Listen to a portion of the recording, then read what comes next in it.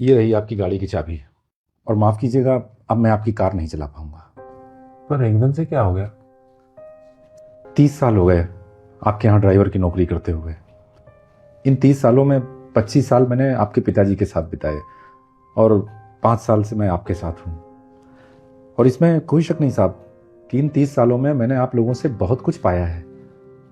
लेकिन दूसरी सच्चाई ये भी है साहब कि जितना कुछ मैंने आप लोगों से पाया है उससे कहीं ज़्यादा मैंने खोया भी है। खोया है साहब अपने परिवार से नज़दीकी।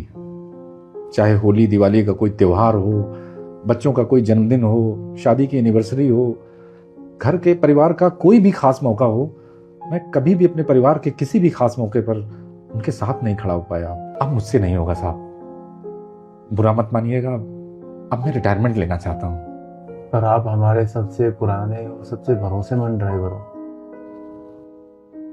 ठीक है, जब आपने डिसाइड ही कर लिया तो मैं कौन हूँ आपको रोकने वाला। पर जाने से पहले क्या आप मेरा एक काम करके जाएंगे?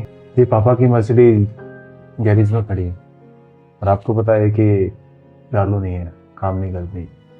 तो मैं चाहता हूँ कि आप इसको ठीक करा दें, क्योंकि आप ही इसके बारे में सबसे ज़्यादा जानते हो। आपके और पापा के अलावा ये गाड़ी किसी ने कभी चलाई नहीं। तो मैं इसको उनकी आखिरी निशानी समझ के अपने पास रखना चाहता हूँ।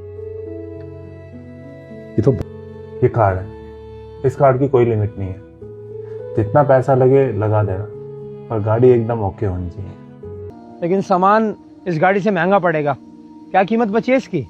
कीमत इसकी नहीं है भैया, कीमत उस भावना की, उस फीलिंग की है जो इसके पीछे जुड़ी हुई है।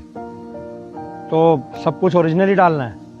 हाँ, ओरिजिनल पार्ट्स तो बहुत महंगे पड़ेंगे भाई साहब। इसी मालिक के यहाँ ड्राइवर की नौकरी करते हुए और इन 30 सालों में एक बार भी मेरे मन में चोरी या बेईमानी का ख्याल नहीं आया। और अब आप सोच रहे हो कि मैं अपने आखिरी टाइम पे नौकरी छोड़ के जाते समय इनके साथ बेईमानी कर जाऊं? बन गई? हाँ जी भाई साहब, हो गई आपकी गाड़ी। सारे ओरिजिनल पार्ट डाले, बिल्कुल चकाचक गाड़ी कर दी है, बिल्कुल नई जैसी।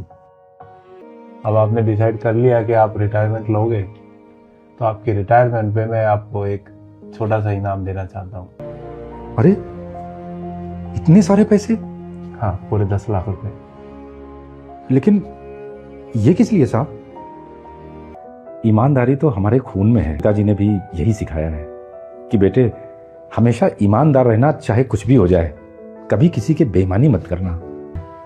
ज़्यादा नहीं है, आपकी ईमानदारी के आगे ये कुछ भी नहीं है। रख लीजिए, हमें अच्छा लगेगा।